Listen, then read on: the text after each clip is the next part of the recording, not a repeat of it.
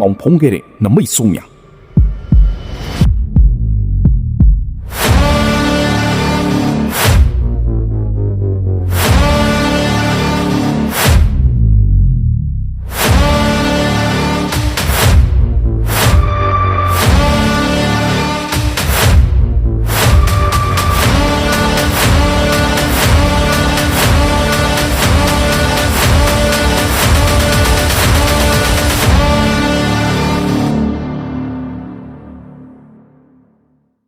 ရခိုင်ပြည်ကြောက်တော်မြို့မှာ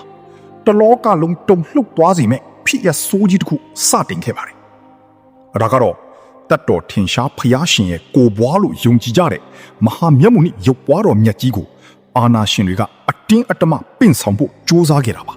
။ဒါပေမဲ့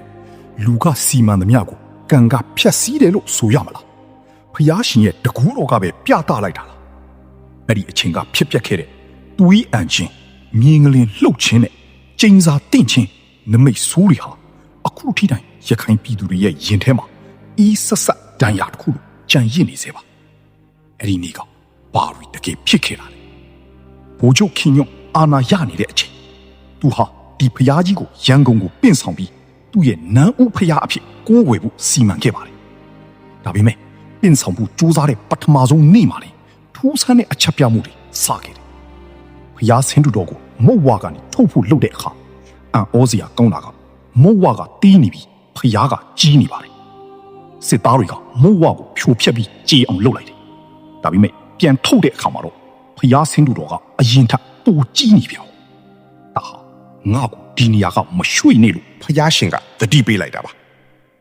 တာမန်နီးနဲ့ပင်လို့မရမှန်းသိတဲ့အခါအောက်လန်းနီးရရတွေကိုတုံးလာပါတယ်ဖျားရဲ့ဖုံးကန်ကိုနှိမ်ချဖို့အတွက်ရှင်ဘရင်တွေလိုဇလွေတွေတက်မင်းကလေးတယောက်နဲ့အဓမ္မပေးစားခဲ့ပါတယ်ဒါပေမဲ့အဲ့ဒီရရကအာနာရှင်တွေကိုပဲပြန်ပတ်ခဲ့ပါတယ်အဲ့ဒီမင်းကလေးဟာရုတ်တရက်နေမကောင်းဖြစ်ပြီးရန်ကုန်ကိုလေရင်နဲ့ပြန်ခေါ်သွားချိန်လေရင်ပေါ်မှာဘာယောဂါမှမရှိပဲသွေးအံပြီးတိဆုံးသွားခဲ့ပါတယ်ဒါဟာနမိတ်ဆိုးရဲ့အစပဲရှိပါသေးတယ်ရရဆရာတွေကဟောပြန်တယ်အခုကဗုဒ္ဓသာသနာခေတ်ကုန်လို့တရားသာသနာခေတ်ရောက်နေပြီအဲ့ဒါကြောင့်ကြောက်တော်တရားစိတ်ယုံကမန်နေဂျာကိုတရားမင်းအင်ဂျီတွေဝစ်ခိုင်းပြီးဖျားကိုအမိန့်ပေးခိုင်းပါတယ်အခုချက်ချင်းကြွတော့မပါလို့အမိန့်ပေးအပြီးပါတယ်အဲ့ဒီမန်နေဂျာဟာတကူလုံးတောင်းတင်းသွားပြီးအဲ့ဒီနေရာမှာလဲကျသွားခဲ့ပါတယ်သူဟာအောက်ပိုင်းတည်သွားခဲ့ပြီးဘယ်တော့မှပြန်လန်းမရှိတဲ့ငရဲတံကိုလူပြီးမှခံစားသွားခဲ့ရတာပါဘိုလ်ချုပ်ခင်ညွန့်ကလက်မလျှော့သေးဘူး9ရက်အတွင်းပိန့်ဆောင်သွားမယ်လို့မြို့အနှံ့လော်စပီကာနဲ့အော်ခိုင်းခဲ့တယ်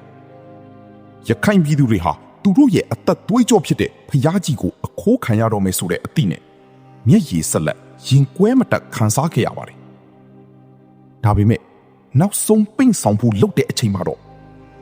ကောင်းကင်ကြီးတစ်ခုလုံးမှောင်အတိကျပြီးမြေငလျင်တွေပြင်းပြင်းထန်ထန်လှုပ်ခတ်လာပါတော့တယ်အပြင်မှာစစ်ဖြစ်နေတယ်လို့မျိုးအမြောက်တန်တွေတနတ်တန်တွေကြားရပြီးအနောက်မှာရှိတဲ့စစ်သားတွေအားလုံးဟာယူးကြောင်ကြောင်ဖြစ်ကုန်ကြပါတယ်ကရိန်းနဲ့မတဲ့သူတွေလည်းနေရာမှာသွေးအံတီဆုံးကုန်ကြပါတယ်ဒီသတင်းကိုကြားတဲ့အခါအာနာရှင်ဘိုလ်ချုပ်ခင်ညွန့်ကိုယ်တိုင်တုန်လှုပ်ခြောက်ခြားသွားပါတယ်သူကြောက်တော်ကိုချက်ချင်းလာခဲ့တယ်ဒါပေမဲ့သူလာတာကပိန့်ဆောင်ဖို့မဟုတ်တော့ပါဘူးကြောက်လန့်လို့ဖျားဖူးဖို့လာတာပါလို့သတင်းလွှင့်ပြီးအရှုံးပေးခဲ့ရပါတယ်ဒါဟာလူအာနာထက်ဖျားရှင်ရဲ့တကူတော်ကပူကြီးညက်ကြောင်ကြတာခဲ့တဲ့တမိုင်းဖြစ်ရမှကြီးပါလောကမှာအာနာဆိုတာလက်တဆုပ်စာတဲပွင့်လို့ပါပဲစုပ်ကင်ထားနိုင်တော့ခဏမှာတော့ကိုအားလုံးထက်ကြီးမြတ်တယ်လို့ထင်မှတ်မှားတတ်ကြပါတယ်ဒါပေမဲ့မမြင်အပ်တဲ့စွမ်းအားတွေတက်တော်ထင်ရှားဖျားရှင်ရဲ့တကိုးတော်တွေကိုစိန်ခေါ်ပြီးမယိုမသေးပြုမှုခဲ့ကြတဲ့အာနာရှင်တွေရဲ့နှီးကုန်းကတော့သွေးအန်ချင်းယူးတွက်ခြင်းနဲ့အသက်ပေါင်းများစွာပေးဆက်လိုက်ရခြင်းတွေနဲ့ပဲအဆုံးသတ်ခဲ့ရပါတယ်